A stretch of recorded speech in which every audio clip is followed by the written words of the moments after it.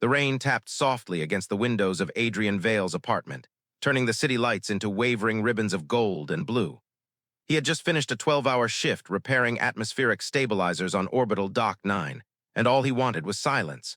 Hot tea, dim lights, maybe falling asleep on the couch halfway through an old documentary. He wasn't expecting a visitor, especially not her. The first hint was the shimmer of violet light, gentle, elegant, almost like the air itself was taking a deep breath.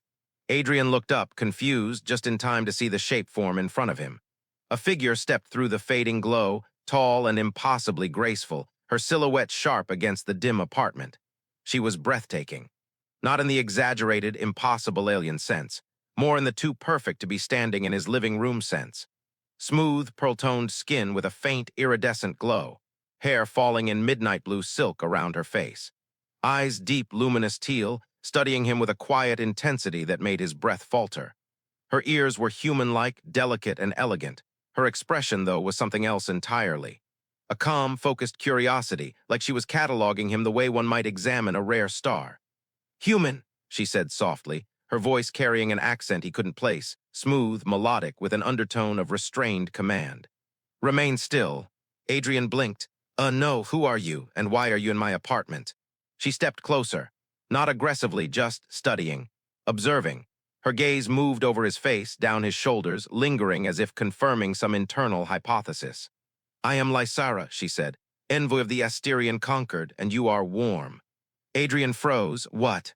Lysara reached out slowly, carefully, and placed 2 fingers against his forearm. Her touch was cool, feather-light, but it shot straight through him like a spark. She adjusted her hands slightly, her brows drawing together in thought. "You are experiencing elevated cardiac rhythm," she murmured. "Is this due to fear or proximity?" He snatched his arm back. "It's due to a stranger teleporting into my living room." She tilted her head as if analyzing his tone. "Ah, elevated stress, not hostility, that is preferable." "Preferable to what?" Adrian took a breath. "I'm calling station security." "You cannot," she said calmly. "And why not?" "Because," Lysara answered, pulling a small crystal-like device from her belt. "You are currently under a quarantine lock with me." Adrian stared at her. "I'm sorry, come again." The device projected a soft holographic interface. Symbols he didn't recognize glowed in pale blue. "A spatial anomaly occurred during my diplomatic transit," she explained. "Your apartment was within the intersection point. Protocol requires shared isolation until dimensional stabilizers confirm safety." Adrian slowly lowered his phone. "You're telling me we're stuck together?" "For a minimum of 72 hours, Lysara confirmed. "Possibly more." Adrian closed his eyes. "Great, fantastic, amazing, a perfect end to my week." Lysara blinked, confusion flickering across her features. "Your sarcasm level is high. Is this a coping mechanism?" "It's either that or panic," he muttered. She took a step back, her posture shifting, no longer analyzing him like a specimen, but almost uncertain, as if she was trying to adjust to his reaction. "Adrian Vale," she said quietly, reading his name from the faint ID badge still clipped to his uniform. "I did not intend to intrude. If it were possible to relocate, I would. Asterian culture does not permit enforced proximity without consent." "Good," Adrian said. "Then maybe you can." "But," she added, voice softening, "this situation is beyond permitted control, and I apologize." She looked down as she said it. He didn't expect that. An alien diplomat, poised, stunning, almost regal, standing in his tiny living room looking genuinely remorseful. Adrian sighed, rubbing his face. "You're not doing it on purpose." "I get that, I just wasn't ready for any of this." Lysara watched him for a moment. Her eyes, glowing faintly in the dim light, softened. "Your emotional stability is important for quarantine cohesion. I will adjust my presence to be less intrusive." "You're not intrusive," Adrian lied, because, well, she was, but it felt wrong to say it while she was looking at him like that. Silence settled. Not awkward, more like the pause after lightning, when the air is still figuring out what just happened. Then Lysara asked, almost hesitant, "May I sit?" Shared environments are more manageable when both subjects are comfortable. "Subjects," he repeated. She flinched slightly. "Apologies, I meant individuals." Adrian exhaled. "Sure, sit." She moved with liquid grace, lowering herself into the armchair opposite him. For a moment she simply watched the rain streaking down the window, her expression unreadable. Then softly, Your world is quieter than ours. Yeah, Adrian said. It can be peaceful when aliens aren't teleporting into your apartment. A faint, almost imperceptible smile touched her lips. Not calculated, not analytical, genuine. Something warm flickered in Adrian's chest. He wasn't sure if it was attraction, shock, or just the surreal comfort of not being as alone as he'd felt lately. Maybe all three. Lysara turned her gaze back to him. Adrian Vale, she said quietly. I hope these days of proximity will not be burdensome. I will try to be a respectful guest. Her voice faltered slightly at the last. The first hour of quarantine passed in uneasy stillness. Adrian tried to pretend everything was normal, tea kettle boiling, soft rain outside, the hum of the apartment vents. But normality was hard to maintain when an alien envoy sat in your armchair with perfect posture, hands folded neatly in her lap, gaze occasionally drifting toward you with analytical curiosity. She tried, and failed, to hide. He poured tea into 2 cups, hesitated, then set one gently on the table nearest her. Lysara looked at it the way someone might look at a delicate chemical sample. This is for me? She asked softly. Well, yeah, Adrian replied. I figured tea is universal enough. She leaned forward, studying the rising steam. Aroma infusion, heat-based extraction, interesting. It's just chamomile, he said. It helps people relax. Lysara brushed a finger along the cup's rim, as if feeling the warmth. Do humans require external calming supplements often? Adrian snorted. Only when aliens unexpectedly teleport into their apartments. Her eyes flicked to him, bright, teal, unreadable. Then very faintly her lips curved upward. A fair observation. She picked up the cup and brought it closer, inhaling the steam with slow, careful curiosity. Then she took a sip. Her entire posture stilled, not in discomfort, in surprise. This is, she searched for the word, gentle. Good gentle, he asked, her eyes widened a fraction. Yes. Then, after a beat, unexpectedly so. Adrian smiled despite himself. Chamomile tends to do that. She took another sip, longer this time. The tension in her shoulders eased by a degree he wouldn't have noticed if he weren't studying her so closely. He caught himself. He wasn't supposed to study her. That was her thing, but there was something about her, composure mixed with shy uncertainty, that drew his attention whether he wanted it or not. She set the cup down. Thank you, she murmured. The simple sincerity in her voice surprised him more than any alien technology would have. They sat quietly for a while, the rain becoming heavier, drumming softly against the glass. Then an unexpected chime sounded, a pulse of light rippling across her belt device. Lysara instantly straightened, her expression shifting into something more formal. Status update, she murmured, tapping the device. A holographic projection flickered into being, patterns, measurements, symbols he couldn't understand. Adrian leaned slightly forward. Everything okay? She examined the display for several seconds before answering. The quarantine field has stabilized. No additional dimensional fractures detected. Good, Adrian said. Does that mean we're done here? Her silence stretched. Not yet, she finally said. There is an additional parameter. Adrian's stomach tightened, which is emotional coherence. He blinked. English, please. Lysara hesitated, choosing her words. Your species emits subtle neural and hormonal fluctuations that affect the stabilizer's readings. The system requires both occupants to reach a baseline equilibrium before release can be approved. So you're saying, Adrian rubbed his forehead, the quarantine won't end until we both calm down. Approximately, she said. How calm? She looked at him with such seriousness that it was almost funny. Calm. Adrian groaned. Great, my freedom depends on managing my anxiety levels. Lysara shifted, almost apologetic. We do not wish to restrict you.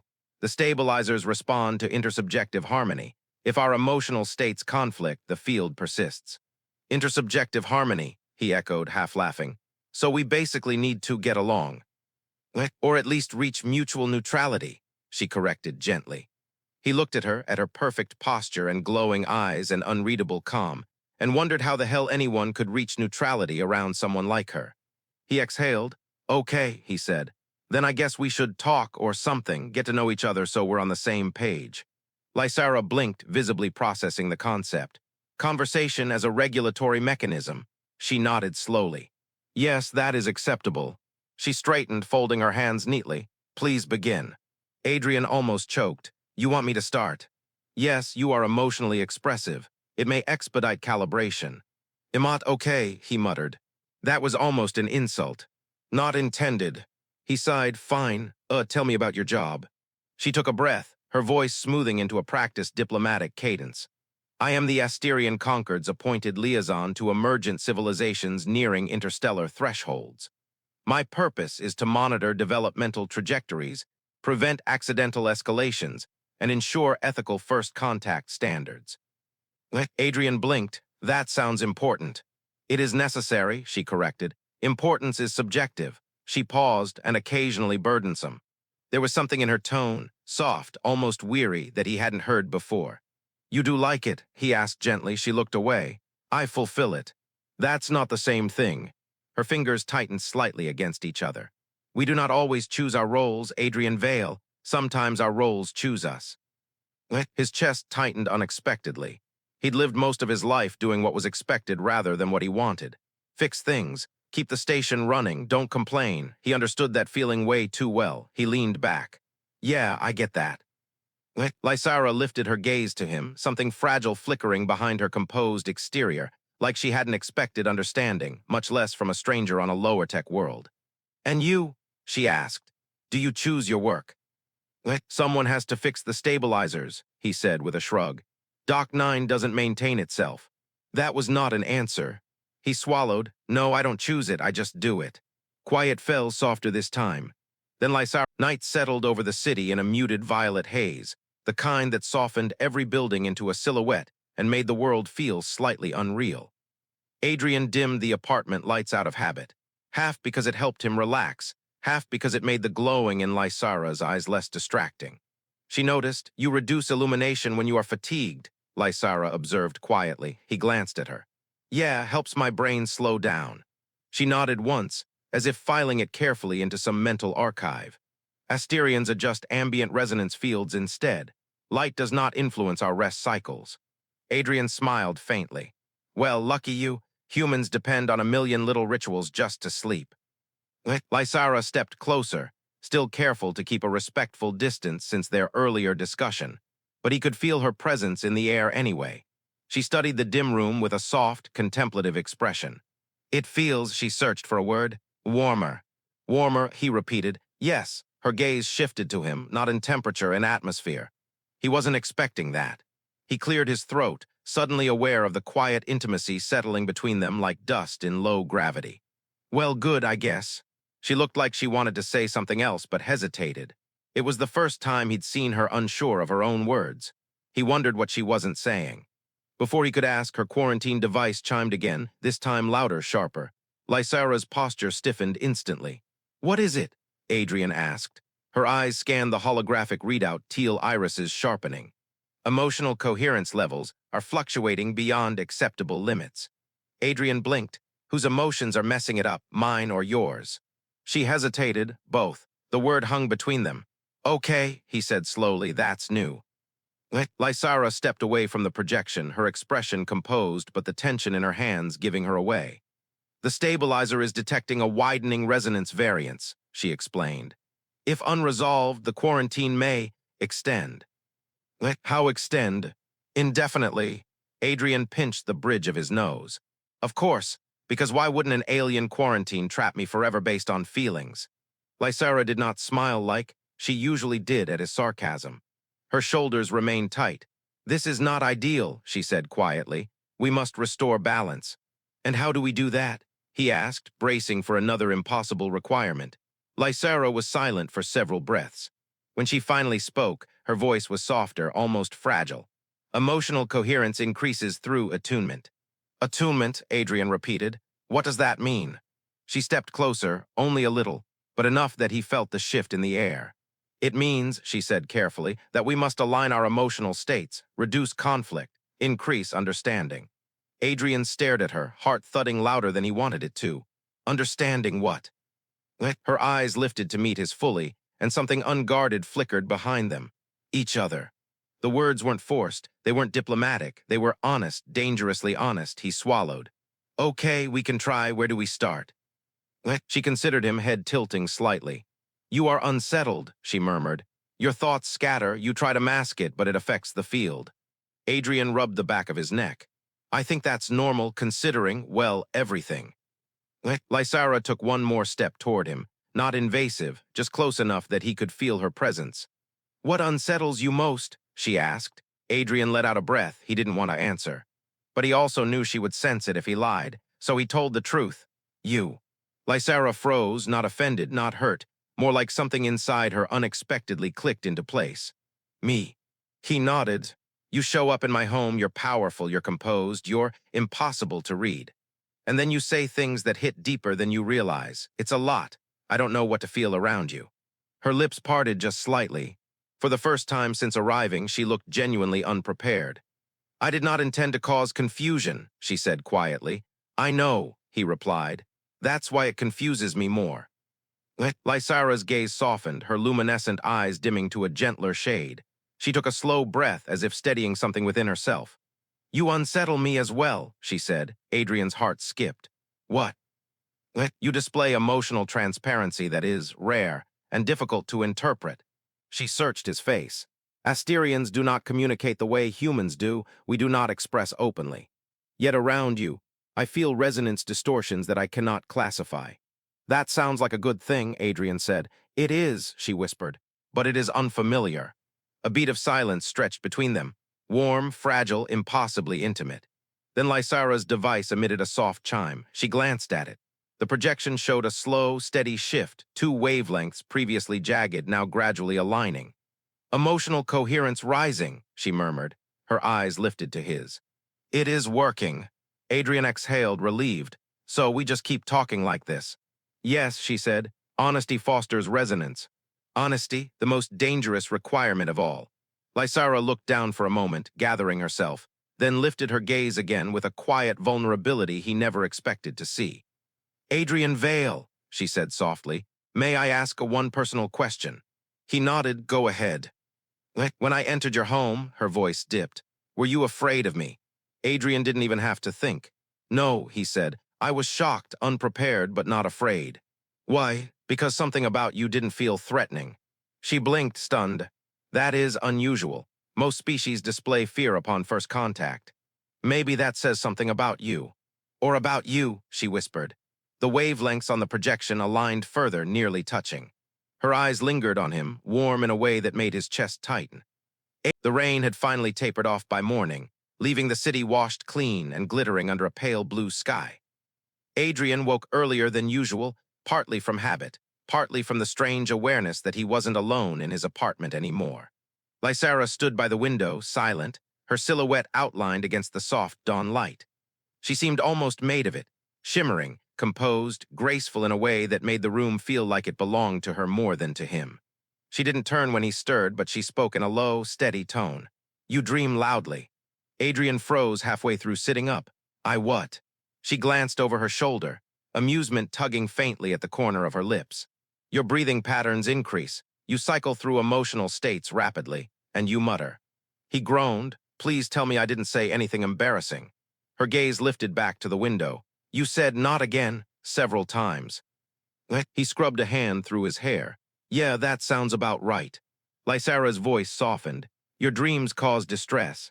It's just work stress, Adrian said. It's nothing. She turned fully now, studying him with that same intense, quiet focus. Your definition of nothing often includes experiences that clearly affect you. He opened his mouth, then closed it. She wasn't wrong. Maybe, he admitted. But what about you? Do you sleep? Yes, she said, but not in the human sense. Asterian rest cycles rely on low sensory stasis. I remained standing to avoid intruding upon your space. You could have used the couch. It felt inappropriate. He blinked, that was unexpected. You inappropriate. Lysara looked away, her expression shifting ever so slightly. Human proximity norms are inconsistent. I am trying to respect them. Adrian stood up and approached her slowly, not too close, remembering her own preference for balanced distance. Hey, you're doing fine. Better than fine. Her eyes lifted to meet his. Am I? Yeah, he said, softer than he meant. You really are. A silence settled, warm, delicate, like the air between them had thickened with something neither fully named. Then her quarantine device pulsed again, glowing with a color he hadn't yet seen, a soft gold. Lysara inhaled sharply. That is new. Adrian leaned in slightly. What does gold mean? She stared at the projection, almost confused. The stabilizer detects accelerated attunement. Good or bad accelerated. She hesitated. Rare, she touched the projection gently, her fingers glowing faintly with the interface. This reading normally occurs only between bonded individuals. Adrian blinked, bonded. Partners, she clarified. Then she hurriedly added, culturally, not physically. Oh, Adrian said too quickly. Right. They both looked away at the same time. The projection shimmered, the two resonance lines closer than ever now, almost overlapping. Lysara exhaled, her voice dropping. This is unexpected. You're telling me, Adrian muttered, rubbing his neck. She turned toward him again, eyes warm and strangely vulnerable. Adrian, our emotional states are influencing the stabilizer more rapidly than anticipated. This requires caution. What kind of caution? Her gaze held his for a long, unbroken moment. We must maintain clarity, honesty, and avoid misreading signals. Adrian froze, misreading. You are human, she said gently. Your species forms attachments quickly. He stared at her, heart beating a little too fast. You think I'm getting attached? Her jaw tightened. I think you may, and I do not wish to cause you harm. The vulnerability in her voice hit him harder than anything she'd said before. Lysara, he said quietly, you're not hurting me. She looked up slowly, eyes shimmering with something he couldn't decode. You confuse me, she whispered. How? You display emotional warmth even when distressed. You speak softly even when unsettled. You extend gestures of comfort without calculation. Her voice trembled just slightly. Asterians do not know what to do with that. Adrian took a slow breath. It's just being human. Then humans, she said, are dangerously disarming. He laughed gently, but her expression didn't change. She meant it. Before he could answer, her device chimed again, this time softer, almost melodic. Lysara shifted her attention to the readout. Her eyes widened. The stabilizer's attunement function is requesting a guided coherence exchange. What now? She turned the projection so he could see it. The two resonance waves pulsed together, their alignment rhythmically drawing inward. It requires a shared emotional focus, she explained. A synchronized state. Synchronized how? She met his eyes, quiet, steady, a rare openness breaking through her diplomat facade. We must share a moment, one that is true for both of us. Adrian swallowed. What kind of moment? Her voice softened into a whisper, one without fear. The words settled deep in his chest. He stepped closer, carefully waiting for her to pull back. She didn't. Her breathing slowed. Her eyes lifted to meet his fully, the teal glow softening into something warmer. Adrian, she murmured, what emotion do you feel now? He didn't lie, hope. Lysara inhaled sharply, like the word hit her somewhere unguarded. Slowly, tentatively, she lifted a hand, hesitating halfway, giving him room to stop her. He didn't move. Her fingers brushed lightly against his forearm, delicate, cool, almost reverent, not analytical, not observational. A choice. The projection on her device flared softly. The resonance lines overlapped completely. Lysara whispered, almost breathless, the stabilizer is responding. But she didn't step back. Neither did he. The moment held quiet, fragile, impossibly tender. For the first time since this began, the apartment felt quiet in a different way. Heavy, charged, as if the air itself was listening. The resonance field had stabilized. The golden shimmer on Lysara's device had dimmed into a calm, steady blue. Technically, the quarantine was almost over, but neither of them moved. Lysara stepped back first, though only by a fraction, as if physically detaching was something she had to consciously remember to do. Her hand dropped slowly from his arm, her fingers lingering a moment longer than logic required. Adrian's heart was still beating too fast. She noticed, of course she did, her eyes flicking to the pulse in his neck with an expression he couldn't decipher. Your physiological readings remain elevated, she murmured. That's normal, he managed, given you know everything. Her gaze softened. You are experiencing anticipatory uncertainty. I'm experiencing a lot of things. She tilted her head, a faint crease forming between her brows. Your emotional signals conflict. You appear relieved and also troubled. That's because I don't know what happens next, he admitted quietly. She lowered her eyes. Nor do I. Silence again, gentle, uncomfortable, magnetic. Lysara took a slow breath, then turned toward her device. The stabilizer reports the dimensional breach has fully collapsed. Quarantine protocols will lift within. She paused as the hologram updated. Approximately 4 hours. Adrian nodded, trying to absorb that. 4 hours. After that, she would leave. She stepped closer to the window again, her silhouette framed in early sunlight. I will notify the Conquered as required. They will send a retrieval signal at the designated time. Oh, Adrian said, right. Lysara turned her head slightly, sensing the shift in his tone. You sound dissonant. That's one word for it. She studied him, quiet, thoughtful, as if she were searching for something in his expression she wasn't used to identifying. Adrian Vale, she said softly, do you wish for my departure? The question hit him like a punch, not because of what she asked, but because of the way she asked it. Cautious, careful, almost afraid of the answer, he swallowed. I mean, the quarantine has to end eventually. And you have your diplomatic thing, your duties, your people. That was not my question.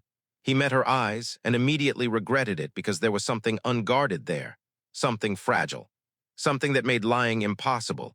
No, he said, I don't want you to go. A single breath escaped her lips, quiet, almost invisible, but the tension in her shoulders released as if she had been holding that breath for hours. I see, she whispered. She turned fully toward him now, hands clasped lightly in front of her. Her eyes drifted across his face with a depth he wasn't ready for. Your presence, she began, then paused, searching for the right phrasing. Is not what I expected. Is that good or bad? She hesitated again, rare for her. Unsettling but not unpleasant. Adrian almost laughed. That sounded like the most diplomatic compliment I've ever heard. Her lips curved slightly. I am attempting honesty. It is difficult for my kind. Well, you're doing great, he said. Her gaze lowered modestly before lifting again, brighter this time. May I ask something? She said, sure. When I touched your arm earlier, her voice softened to something barely audible. You did not recoil. That's because I didn't want to. Lysara inhaled sharply, the smallest intake of breath, but enough to shift the atmosphere again. You said earlier that humans attach quickly, Adrian added. Maybe that's true, maybe that's happening now, but I'm not imagining the way you look at me either. She held his gaze for a long, trembling moment. I am not accustomed to being looked at, she said finally. Adrian blinked. You're kidding, you're Lysara, you're stunning. That is appearance, she said quietly. I meant being seen. The words caught him off guard. Not because of what she said, but because of how true it sounded. He stepped closer before he could overthink it, not too close, just near enough that their shadows overlapped on the floor. I see you, he said softly. Lysara's breath hitched, almost inaudible but unmistakable. The resonance device at her waist pulsed again, responding instinctively to the emotional spike. Lines converged in a perfect harmonic curve. She didn't look at it. She looked at him. Adrian, she whispered, what happens when two incompatible worlds align too easily? He hesitated. Maybe they weren't incompatible to begin with. Her eyes shimmered, a soft, vulnerable glow. Then unexpectedly, she took a slow step closer. Not accidental, not analytical, chosen. If I were human, she murmured, this moment would mean something different. He felt every word like a pulse beneath his ribs. What does it mean for you? Her gaze lingered on his mouth for a fraction of a second, barely perceptible but enough. It means, she whispered, that I am feeling something I do not know how to name. Adrian's breath caught. You don't have to name it. Lysara looked down as if grounding herself, then back to him. Our time is limited. I know, and yet her voice trembled softly. You continue to draw closer. So do you. Her fingers twitched, as if wanting to reach for him again, but unsure whether she should. He lifted his hands slowly, giving her every chance to pull away. She didn't. Their fingertips touched, light, careful, electric. Lysara exhaled, her voice barely more than breath. The resonance field is responding again. I'm not doing anything, Adrian whispered. Neither am I. The projection on her device pulsed in a steady golden rhythm, signaling something she didn't dare interpret aloud. The last hour of quarantine passed with a silence neither of them quite knew how to fill. Lysara stood near the window again, but this time she wasn't studying the city or scanning data. She was simply existing there, still. Almost too still. Adrian wondered if Asterians froze like that only when they were trying not to feel something. He sat on the edge of the couch, hands clasped loosely in front of him. The air between them felt fragile, like a thread stretched thin, shimmering in the quiet. Finally, Lysara spoke. The retrieval signal will arrive soon. His stomach tightened. Right. She turned, her movements measured, almost hesitant. You are calm. He was not even close, but he nodded anyway, trying to be. Lysara stepped closer, not close enough to touch, but close enough that he could see the faint iridescent shimmer along her cheekbones. "You mask sadness," she murmured. He huffed a small, humorless laugh. "You read me too easily." "You resonate too clearly," she replied. He swallowed. "Do you feel anything about leaving?" Lysara's gaze flickered downward, rare uncertainty in her posture. "Asterians are not meant to form attachments outside our circles," she said. "Yet, this connection does not feel foreign." His breath caught, "So it's not just me." "No," she whispered, "it is not." He stood up slowly, crossing the last few steps until he was just within her 3-foot comfort radius. He didn't touch her. He simply let the closeness exist between them, warm and heavy. "I don't want this to end like some temporary anomaly," Adrian said quietly. "You come here, everything shifts, then you disappear into whatever star system you came from." Her eyes lifted, meeting his fully. "And what would you have instead?" "I don't know," he admitted. "But something real, something that doesn't end the second your ship arrives." Lysara's breath trembled. "Interworld bonds are difficult, Adrian, complicated, dangerous at times." "So are most things worth doing." Her composure cracked, a small, soft fracture. She looked away, voice thinning. "I do not understand how you speak so freely. Maybe because it's the only way I know how." "And what if I cannot answer you with equal clarity?" she whispered. He stepped just a little closer. "Then don't answer with clarity, answer with honesty." Lysara's posture softened, almost imperceptibly, but he saw it. "I do not wish to leave," she confessed. The words landed like gravity shifting, soft, unstoppable, deeper than either of them expected. Before he could speak, the retrieval signal chimed, a low, harmonic tone that vibrated through the air, gentle and inevitable. Lysara's shoulders tensed. The holographic projection on her device brightened, forming a spiraling geometric pattern. "The transit lock is opening," she said quietly. "I must return." He exhaled, steadying himself. "How long until that takes you?" "Minutes." Adrian's chest ached. "Right." Lysara looked at him one last time, full, unguarded, something flickering in her eyes like starlight caught in water. She took a slow step forward. "Adrian Vale," she said softly, "may I make an inappropriate request?" His heart raced. "Anything." She hesitated, then lifted her hand inch by inch until her fingertips brushed his cheek. Lightly, carefully. As if she feared the contact might break both of them. Her skin was cool, but her touch carried a warmth that felt impossible. "I wish to remember your face," she whispered. "Accurately." He closed his eyes for a moment, leaning into her palm, letting the quiet electricity of it settle deep. "You don't need to memorize it," he murmured. "I'm not going anywhere." Her breath caught. He felt it rather than heard it. When he opened his eyes again, her expression was raw in a way Asterians weren't meant to be. Too open, too real. The retrieval field shimmered behind her, a soft violet arc forming the first shape of the transit gate. She didn't step toward it, not yet. Instead, she removed a small crystal pendant from her belt, something he had assumed was decorative until she pressed it into his hand. "What's this?" he asked. "A resonance anchor," she said. "If our wavelengths align again, across distance, across systems, this device will open a secure channel." Adrian stared at it. "A way to contact you." "A way," she echoed softly, "if you wish." "I do," he said instantly. Her lips parted, a quiet, almost disbelieving exhale. "Then so do I." The field behind her pulsed again, demanding her return. This time she stepped back, but slowly, her hand lingering near his as if reluctant to break the last thread between them. "Adrian," she said, voice barely more than air, "thank you." "For what?" "For seeing me." He swallowed hard. "Lysara, this doesn't have to be goodbye." Her eyes softened into something fragile and fierce all at once. "No," she whispered. "It does not." She stepped into the violet shimmer. Her form dissolved gently into light, soft, elegant, almost like she was made of everything he did not want to lose. The room returned to silence. Only the crystal pendant in his hand remained warm. And somewhere far above the city, past clouds, past orbit, past everything, Lysara felt the same warmth in her palm, faint and impossible to ignore. A connection formed not by protocol, not by duty, not by accident, but by resonance,